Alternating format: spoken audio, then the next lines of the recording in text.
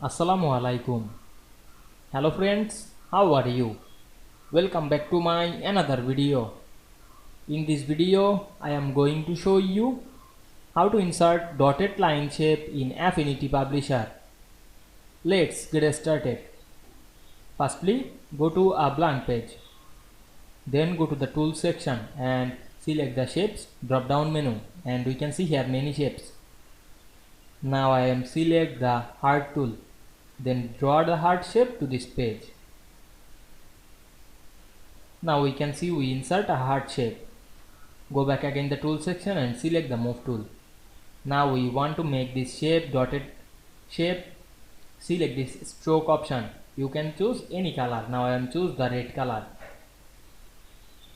And click the white option and increase the white to these shapes.